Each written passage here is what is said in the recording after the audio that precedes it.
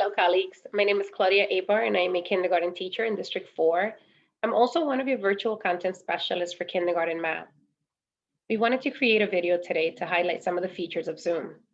Unfortunately, the feature that we want to show you is on the menu option, and Zoom hides the menu from participants so that they are not distracted during the meetings. We found a workaround around this, but we want to highlight a few things before we do that. I'm going to go ahead and share my screen and show you the lesson that we're going to be using for today. The lesson is going to be Unit 5, Day 17. And on this, I'm going to be focusing on the summary slide. Now, I want you to work with me as I do this, and then I'm going to show you some slides on how I did it. Look at the numbers highlighted in red. What do you notice about the numbers? How are they different from the other numbers in the same row? Now, as you can see here, the numbers are already highlighted in red. The children don't really need a visual aid for that because it's already embedded in the slide. Now, for the second part of the question, how are they different from the other numbers in the same row? While we can move our cursor over it, and that is very helpful, we wanted to highlight these for the children as well. However, we wanted to give you the option of choosing whichever row, whichever numbers you felt comfortable working with. One way to do this is to use the Annotate feature. And the Annotate feature is up here in the Zoom platform. You cannot see my screen. We've tried this. However, I'm going to share some slides so that you know where to find it, and I'm going to talk through what we have done. So when you first go all the way to the top, the green menu, the one when you are sharing your screen, you will find this.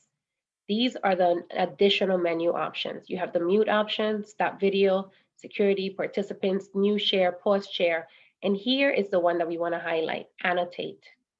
When you click on the annotate feature, these options are going to come up.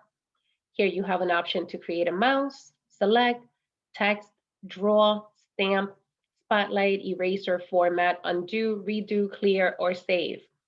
Now, please remember that you are working on a screen, not on the actual slide. So while you might be able to save the work, it will not save the slide that you are working with. It will only save the work that you do with this feature, with the annotate feature. So let me go ahead and show you. Once you click on format, you can choose the color, you can choose the line width, you can choose the font if you're going to be doing text. And then I will bring you back to the slide that I just showed you, the summary slide. This is one of the things that you can do. You can go ahead and highlight it so that your students now have a better visual representation of what it is that you are asking and what you want them to answer. When you are using the writing option for your student screens, it will show your name, whatever name you have saved as your Zoom name. If you give the students the option to write, they will also be able to write, and it will show you the names of whoever is writing. How can you do this? I'll go into another slide from the same lesson. And this is the explore slide that students do on their own.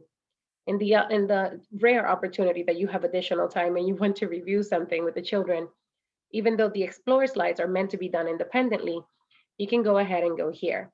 As you can see, we filled this in. 31, 32. I had one student write red, another student wrote in pink, another student wrote in green, and I know you're noticing 33 does not go here. I'm gonna get to that. So when your students are writing on the platform, when you give them co-hosting privileges, or when you allow them to share their screens or use your screens, you will see their names coming up as you do this. Now, one really cool feature of the Annotate is this. You have the stamp options. And in the stamps, you have the arrows. If you want to highlight something, you have a check mark, you have an X to cross out something, you have a star, a heart, and a question mark. And this brings me back to the slide that I just showed you. 33 is correct, good job. 34 is correct. 33 again, not so much. Does anyone have any questions about why this number is here? Or does anyone have any correct answers as to what number we can put here? So while we encourage you to use all of the features of Zoom, a very quick tip is that when you are introducing a feature like this one, like the Annotate feature, for my kindergarten class, we needed to do it in small groups. I needed to make sure that the children knew what the expectations were and that they knew what their responsibility was when it came to writing on the screen that everybody was going to see.